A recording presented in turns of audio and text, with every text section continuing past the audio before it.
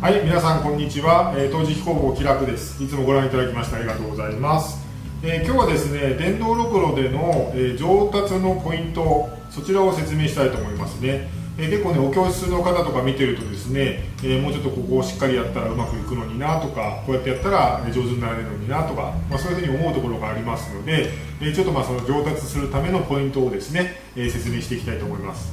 それではご覧ください。それではですね、まずね、ろくろに座る時のスタンスですけども、なるべくね、ろくろにこう近づいてもらった方がやりやすいと思うんですね。でちょっと悪い例いきますよ。こうやってね、ろくろからすごく離れてやるとですね、手がこうやって伸びちゃうんですね。そうするとね、手が固定できないので、なるべくろくろに近づいてやります。で、ペダルに足を置くとですね、この膝の位置が上に上がりますんで、これでしっかりこう手を固定できるように、右手も左手も固定できるように、こんなスタンスでやります。でどちらかというと上から覗き込むような感じ、こんな感じで、手を脇をしっかり締めて手を固定しながら作るような感じでやってもらうと、比較的、バランスが取れますのでうまく伸ばせるようになると思います。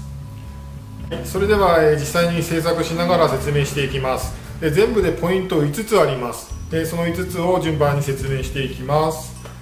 でまずですね、ポイントの1つ目、土殺しをねしっかりするっていうのがねとっても大事です。で結構ですね、こう見てるとですよ、土殺しがねしっかりできてない状態で作品作る方が結構いらっしゃるんですね。そうすると当たり前ですけど下が揺れてますんで、下が揺れてるもので上作っても上も揺れちゃいますよね。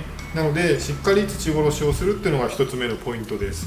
でしっかりこう脇支えてですね、こう手がねグレングレンってしないとかですね、あと上をこう撫でていった時に親指がこうガタガタしないとかですね、それがとっても大事です。でですね、この全体の土殺しをもししにくいようだったら、この作る部分だけでいいです。この上から10センチぐらいですかね、これぐらいをビタッと止めてあげると、うまくできると思います。では次ですね、ポイントの2つ目、このね土塀をうまく使うっていうことですね。こう手にね泥がいっぱいくっついてきます。でやりがちなのがですね、この桶でこう水をで全部土塀を洗っちゃう方が結構いらっしゃるんですね。そうするとせっかくこの滑る元がついてるのに、そのね泥を流しちゃうとどんどん滑んなくなります。で水よりはこの泥を使ってあげた方が使いやすいですので、ちょっとその辺を意識しながらやってもらうといいと思います。ちょっと作ってみますね。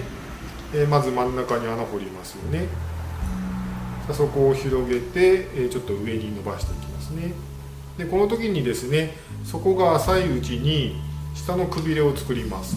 人差し指の上が底の部分になるようにですね。でこのくびれの意味はですね、作ってる時に、ここから上を作ってるんですよって自分で分かるようにするのと、あとですね、ここにね左手をこう添えて、器がね下に落ちないように支えててあげるんですね。そうすると、伸ばしやすいですので、この下のくびれですね、これもとっても大事です。そしたら今度上に伸ばしていきます。で上に伸ばす際にですよ、いきなりこう力入れてギューってやっても、いいんですけど、最初のちょっと手慣らし、少し慣れるまでは一回そこを触ったら、まずは力を入れずにそのままゆっくりゆっくり上に手を動かしてあげましょう。これがですねポイントの3つ目です。少しずつねこの手を上に上げる感覚に慣れてもらってから力を入れてもらった方が、粘土がきれいに伸びてくれます。でいきなり力入れちゃうとですね、やっぱりねこう下ばっかり薄くなっちゃったりしますんで、まずは上までこうゆっくり触る練習しましょう。で一番上でちょっと手を止めてからゆっくりこう離してあげます。さあ今度力入れてやってみます。指先に少しだけ挟む力を加えながら上に伸ばしていきますね。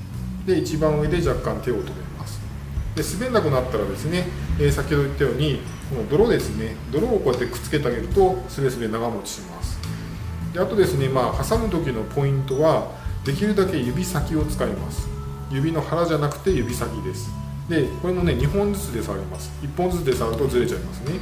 で2本ずつで触った時に、中指の方が第1伸ばし、人差し指の方が第2伸ばしみたいな感じでやってもらうと、イメージとしては伸びるイメージとしては分かりやすいかなと思いますね。でもうちょっと伸ばしていきます。伸びてきてるの分かりますかね。で一番上で若干手キープしてゆっくり離します。でこの最初に作った下のくびれですね、これが今すごく効いてます。こう下の部分を伸ばしてもここがね落っこってこないんですね。指を入れとけますので、しっかりこう支えながら伸ばせると思います。で伸びてきましたよね。でそしたら次ポイントの4つ目です。伸ばす行為と形を決める行為は別々で考えてあげるんですね。これがポイントの4つ目です。で結構皆さんこう作品作っていくとですね、例えばお茶碗作るからっていきなりこうお茶碗の形にしていきたくなるんですね。でその気持ちはよくわかります。私も結構そうしましたんで。でそうするとですね、出来上がったものが分厚いのができちゃうんですね。例えば薄くなる前にもう形が完成しちゃうみたいなイメージです。ですので薄く伸ばす作業と形を決める作業は別々だと考えてもらうとやりやすいと思います。なので、これちょっと最終的にはお茶碗にするんですけど、今はこう湯飲みみたいな感じですよね。上に伸びていってますよね。なので今は薄くしてる作業なので、薄くするときはなるべく上に伸ばしましょう。で薄くなった後に今度形を決めていきます。で今これ薄くなってますので、ここからお茶碗の形にしていきます。で広げたい場所を右手を少しだけ外側に押し出してあげればこう広がってきますね。で先ほどですね、言ったのがこう一番上まで触りましょうって言いましたよね。でそれは伸ばす時は一番上まで触りましょうということです。で今度は形決める時はもうピンポイントでいいです。自分が広げたい場所を少しずつこう触っていってあげる感じです。でその広がってくるのを待っててあげるイメージですね。これでこう微調整していきます。で慣れてくると下から上まで少しずつこう押しながら形を決めていけるようになりますので、慣れるまではですね、どの位置をどれだけ広げようかなってこう形見ながらですね、例えばもうちょっと上の方だけ広げようとか、もうちょっと下の方だけ広げようっていう形で決めていってもらうといいかなと思います。でこれで大体お茶碗になりましたよね。そしたら次最後ポイントの5つ目です。持ち手をねしっかり作るっていうことがポイントです。ちょっとこれ一回皮やっておきますね。で結構ですね、ここの持ち手を作らないでそのままこう糸で切って作品外そうとするんですね。そうすると、作品持った瞬間にもう歪んじゃうんですね。なのでせっかく綺麗にここまでできてても持った時に作品歪んで台無しになっちゃいますんで、しっかり最後持ち手を作りましょうっていうのがポイントです。で持ち手の作り方です。人差し指を爪を下にして少しずつ中心の方に押し込んでいきます。そうするとこの平らな部分できますよね。でここが切る位置になります。で切った後にさっき作ったこのくびれてる部分に指を引っ掛けて持ってあげる感じです。ちょっと切ってみますね。で今切りましたんで、このくびれの部分を持ってあげると持った時に作品が歪まないんですね。でこれを作らずに持とうとすると持った瞬間にも歪んできます。なので最後のポイントとしてはしっかりこう持ち手を作りましょうということが最後のポイントになります。でこのね5つのポイントを押さえてもらうと大体もううまく作れるようになってきます。であとは少しずつやっぱ慣れてきますんで、どんどん上達していくと思います。こんな感じで皆さんもぜひやってみてください。